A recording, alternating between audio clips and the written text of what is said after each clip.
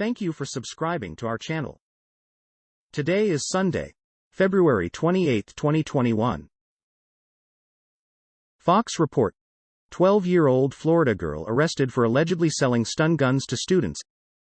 A 12-year-old Florida girl was arrested after allegedly bringing stun guns to school and selling them to classmates, authorities said.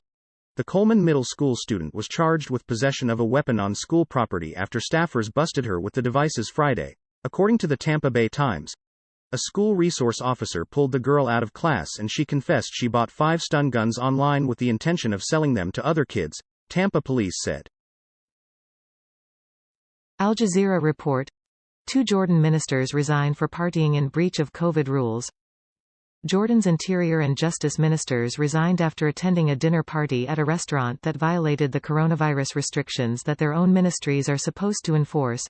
Prime Minister Bishr al-Qassani on Sunday accepted the resignation of Interior Minister Samir Mobaideen and Justice Minister Bassam Talhouni, after they were accused, according to a government source, of having violated the emergency law days after it was in place to stem a month-old surge of infections driven by a more contagious variant of the virus.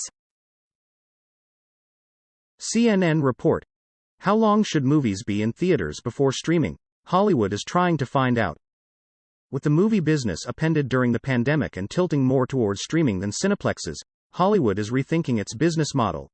One significant debate is how long a gap there should be between a film's theatrical release and its availability on streaming services. Although some studios have tried releasing films simultaneously in theaters and on streaming platforms, that model can undercut the millions, or even billions, of dollars a movie might earn at the box office.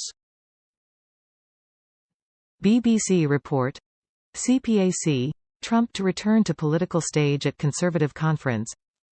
It comes just weeks after he was acquitted during an impeachment trial which saw some members of his own Republican Party vote against him. Mr. Trump is expected to attack his successor Joe Biden in the Florida speech, according to U.S. media reports. The CPAC appearance represents his continued influence over Republicans. The mood of the conference so far has been extremely pro-Trump, with loyalists including Texas Senator Ted Cruz and his son Donald Trump Jr. among the speakers confirmed. Deutsche Welle report: Myanmar, at least 18 dead in crackdown on anti-coup protests. Myanmar police have cracked down on anti-coup protesters using stun grenades, tear gas and firing into the air, killing at least 18 people in the bloodiest action since the military seized power 4 weeks ago, the United Nations said on Sunday.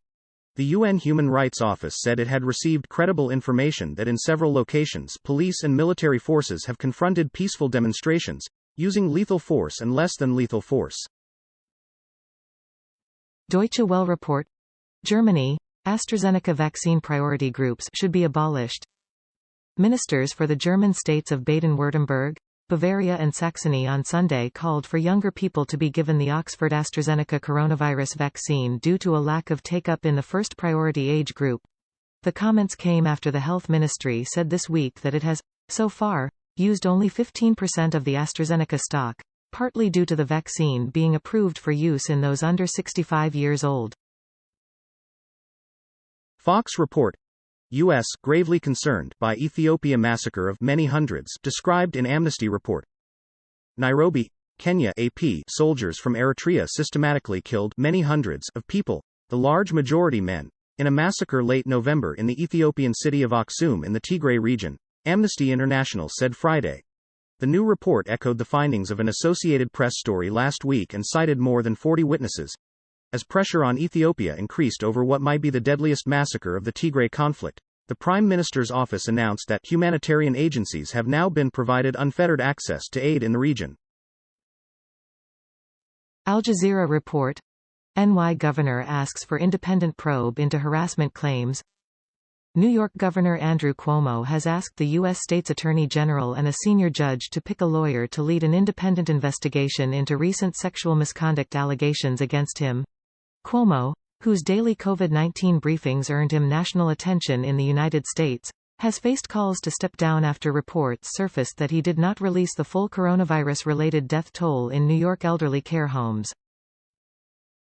Fox report daughter of Michigan COVID-19 nursing home resident shares heartbreaking account. We watched her fade. Michigan native Jamie Nicholson watched as her mother Nancy Bust passed away through a nursing home window and says Gov. Gretchen Whitmer should be held accountable. Nicholson shared with Fox and Friends Weekend on Sunday that her mother had struggled with Alzheimer's for nearly 15 years and was kept primarily under the care of herself and her father once her mother was placed into a care facility. Michigan's coronavirus lockdown kept the family separated for 11 months with zero physical contact allowed. BBC report. Doctor joins Zoom court hearing while operating on patient. Scott Green was dressed in surgical scrubs in an operating theater when he appeared at his virtual trial on Thursday, the Sacramento Bee reported. When questioned by the judge, Mr. Green said he was happy to go ahead, and that he had another surgeon right here who's doing the surgery with me. The judge said that would not be appropriate and postponed the trial. The Medical Board of California has now said in a statement that it would look into the incident, adding that it expects physicians to follow the standard of care when treating their patients. CNN report. Satellite images reveal extent of damage caused by Biden administration's first military action. The windows blew open. The building shook. At 1:30 a.m. local time Friday, a resident of Al-Bakamal, a city near the Syrian-Iraqi border, was jarred from his sleep. Speaking under the condition of anonymity for security reasons, he told CNN the explosions were unlike anything he had heard before. What he likely heard was the sound of 7 500-pound bombs slamming into a compound near the border. The compound, according to the Pentagon, was used by two Iranian-affiliated Iraqi militias, Kataib Hezbollah and Kataib Saeed al-Shuhada. CNN report. How the Czech Republic slipped into a COVID disaster, one misstep at a time. On an epidemiological map of the world, the Czech Republic shows up as a tiny island of doom and gloom. While the global number of new coronavirus cases has been dropping for 6 consecutive weeks, the Central European nation of 10 million has been experiencing near record levels of new infections. A new, more infectious variant of the virus has spread across the country, pushing Czech hospitals to the brink of collapse.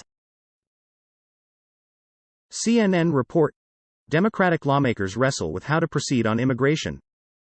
Democratic lawmakers are wrestling with how to move forward with a series of immigration bills that would legalize undocumented immigrants, with some pushing for sweeping immigration revisions out of the gate and others urging caution. Lawmakers are hoping to resurface immigration bills on the House floor before April 1, a period in which they can introduce legislation in the new session that's already passed in the chamber without going through committee again. Deutsche Welle report. Niger elections marred by fraud, Usman tells DW. Niger's presidential election was marred with a lot of irregularities and fraud, defeated opposition candidate Mohamed Usman said in an exclusive interview with DW. Ruling party candidate and former Foreign Affairs Minister Mohamed Bazoum was declared the winner of last Sunday's runoff vote with 55.75%. He is also the hand-picked successor of outgoing President Mahamadou Issoufou, who is voluntarily stepping down after 2 5-year terms. BBC report. Hong Kong charges 47 activists in largest use yet of new security law. Beijing enforced the law criminalizing subversive acts last year, saying it was needed to bring stability. Critics say it has silenced dissent and stripped Hong Kong of its autonomy. The law came into force after a series of mass pro-democracy protests in 2019, some of which turned violent. Those ordered to report to the police are pro-democracy activists who had helped run an unofficial primary election last June to pick opposition candidates for 2020 legislative elections, which were then postponed. Al Jazeera report. Thai protesters, police clash near PM's residence. Thai police shot rubber bullets and used water cannon and tear gas against pro-democracy protesters in Bangkok on Sunday at a rally outside a military barracks housing the Prime Minister's residence. Protesters threw bottles at police and marched up to a barricade of shipping containers and barbed wire at the entrance to the base of the 1st Infantry Regiment in Bangkok, one of several army units that the government of Prime Minister Prayuth Chan-o-cha transferred to the King's control in 2019. Thank you for watching 5 p.m. recap. To be notified, you can subscribe our channel and activate the bell.